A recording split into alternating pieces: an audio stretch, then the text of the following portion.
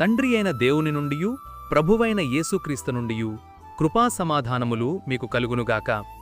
ఈరోజు దేవుడు తన పరిశుద్ధ గ్రంథములో నుండి మనకు అనుగ్రహించిన నేటి దేవుని వాగ్దానము యెషయా గ్రంథము 43వ అధ్యాయము 3వ వచనం.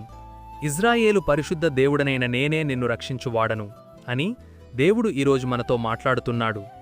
నా ప్రియ క్రైస్తవ సహోదరి సహోదరులారా, ఇజ్రాయేలీలను బానిసత్వము నుండి, శత్రువుల నుండి, అపాయములో నుండి రక్షించిన పరిశుద్ధుడైన దేవుడు నేడు నిన్ను కూడా రక్షించదనని వాగ్దానం చేస్తున్నాడు. వేటినుండో తెలుసా? బానిసత్వం అనే పాపము నుండి, శత్రువు అనే సాతాను నుండి, అపాయము అనే నరకము నుండి. నా ప్రియ క్రైస్తవ సహోదరి సహోదరులారా, దేవునికి నీవు చాలా ప్రశస్తమైన, ప్రియమైన వ్యక్తివి గనుకనే నిన్ను రక్షించుటకు, విడిపించుటకు ఆ పరలోకమును విడిచి భూలోకానికి దిగివచ్చాడు.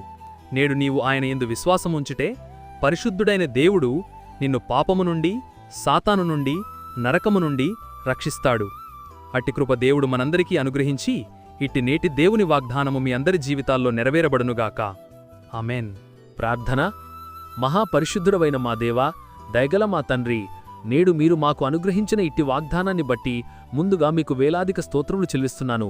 గడిచిన ఉదయకాలం మొదలుకొని నేటి ఈ ఉదయకాలము వరకు నీ కృపలో మమ్మును ఇంతవరకు కాచి కాపాడినందుకై, మమ్మును ఇంతవరకు సజీవుల లెక్కలో ఉంచినందుకై వేలాది స్తోత్రములు చెల్లిస్తున్నాను.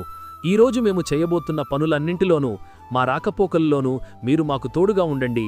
ప్రతి విధమైన దుష్టుని బంధకాల నుండి మమ్మును విడిపించండి.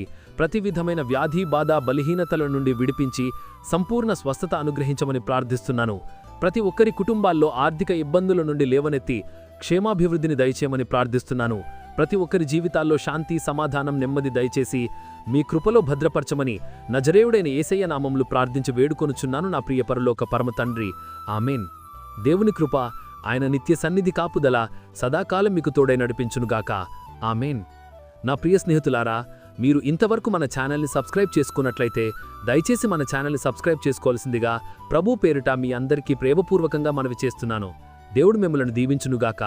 ఆమెన్.